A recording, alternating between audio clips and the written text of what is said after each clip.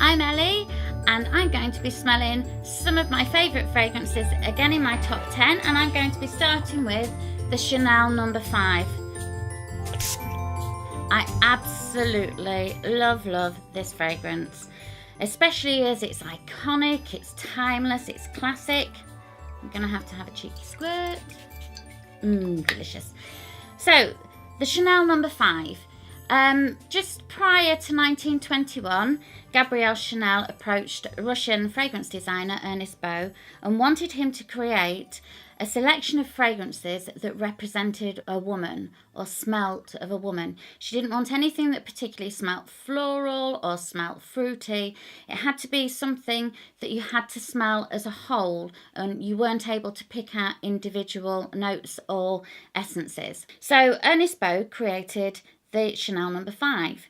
And his inspiration for this was during his time when he was placed in the Arctic Circle during the army, and he was absolutely fascinated with the glaciers, the snow, and how the water smelt at midnight. So to create this fragrance, he was the first fragrance designer to use aldehydes. So when you spray this, the aldehydes give it a real sparkling, fresh, cool note. Adore it. So, like I say, the top notes are really fresh. You've got that aldehydes, you have lemon, neroli, bergamot, ylang ylang, which keep it really, really fresh. And then in the heart notes, like I said before, in a lot of the Chanel fragrances, you have jasmine, rose, lily of the valley, and iris. And then in the heart notes of the Chanel No. 5, what makes it last so long on the skin are the sort of like the oak moss. You've got vetiver, sandalwoods, quite a woody, quite warm with amber and patchouli. And this one is just so beautiful. As you'll see, the bottle is quite simple. The bottle originally was created by Chanel herself.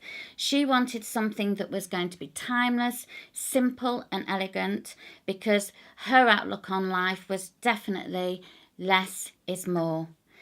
And this has been how the bottle, maybe a few tweaks and changes throughout the years, but this is how it was originally created. And then in 1954, Chanel No. 5 went absolutely through the roof when Marilyn Monroe did a radio interview and they asked her what she actually wore to bed in the evenings.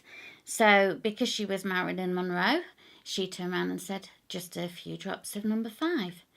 So it meant that from there, millions and millions of women who looked up to Marilyn Monroe wore No. 5, and it's exactly the same today. No. 5 is within the top 2 of ladies' fragrances throughout the world. Absolutely beautiful. So if the lady that you're looking to maybe try and find a fragrance for wears some of the sort of more intense fragrances, some longer lasting ones such as the Le Bleu by Guerlain or the Mitsuko, maybe the Dior Poison, the YSL Opium or the Hermes Kalesh, or even some of the deeper florals, then this is just the perfect gift. You really cannot go wrong with Chanel No. 5. And hey, if it's good enough for Marilyn Monroe. So now I'm going to go on to the Chanel Mademoiselle. So you can see from the bottle, it's in the same shape bottle as the original No. 5, but it's a more pink colour, which suggests sort of like really feminine, sort of like light, beautiful. So this one was created in 2001 by Jacques Polge, and this one is what they class as a sheath floral. So to make this one very pretty, very elegant, when you first spray it and then smell the top notes, you'll smell that it's quite fruity but fresh, and that's because it has orange in several ways. You have orange blossom, mandarin orange, and also bergamot, and just a normal orange in the top notes. So it's quite fruity, but then you get the hit of the floral heart, which again is jasmine and rose mixed with mimosa and ylang ylang. So very, very pretty. And then you have the base, which is patchouli, vanilla, and white musk. So what I would say for this fragrance is it's definitely a lighter fragrance than the No. 5. It smells very sort of like pretty. So if the lady in your life maybe wears La Vie Belle or Flower Bomb or something which is sort of like lighter and fresher, such as the Chloe or the Narciso Rodriguez or the J'adore, this is an ideal fragrance. And I do find that a lot of ladies that maybe are feeling romantic, or if they have maybe are getting married, they will actually pick this as their wedding day perfume, something that every time they wear it reminds them of that particular time. But I would say that this is definitely one for maybe ladies that like a lighter fragrance than the number 5. It smells delicious on. It's not one that personally I wear, because I am definitely one for the longer lasting, heavier fragrances, but beautiful in its own right. So what I'm going to do now is just give you a little idea of how you can actually buy some of the fragrance, and a nod to my all-time Chanel fragrance favourite, which is the Coco Chanel. And I have to have a squirt of this. Absolutely love it. This is what I call my hug in a bottle. It's an oriental spicy, so absolutely fantastic for winter time. It's warm, it's comforting, it's like wearing a cashmere jumper. Delicious. This one also contains pheromones, but I'm not going to go into how they extract the pheromone, because I think that might put you off. But men find that really, really attractive. So that's a fabulous fragrance as well.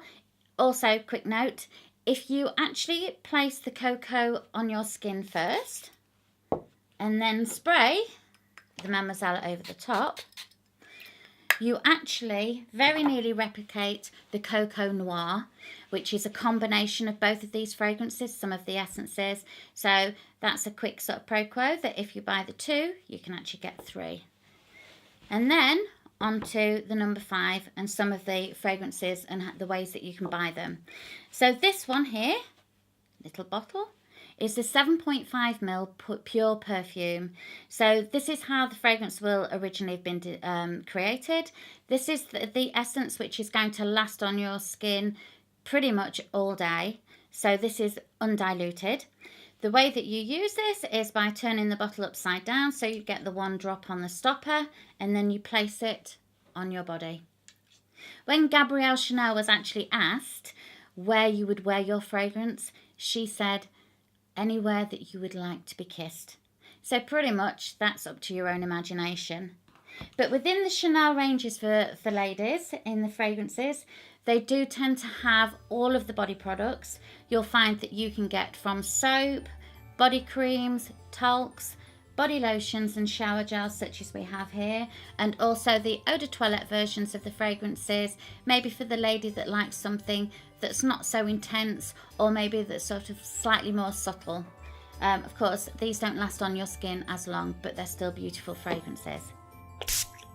So just a bit about the prices of the fragrances. Your Chanel, pretty much in all the ladies range, tend to be of similar price. Your 35ml in your eau de parfum start at £52. 50ml are 74, and the 100ml bottles, which are this size, are 105. And then your body products start maybe from £20 for a soap up to £64 for the body creams.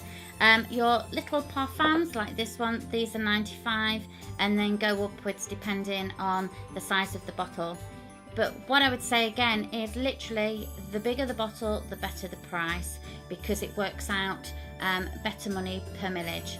So that's it for now, and I'll see you again soon on Ellie Smells. Come back and see me for my next of my top 10, and don't forget to like and subscribe. Bye bye for now.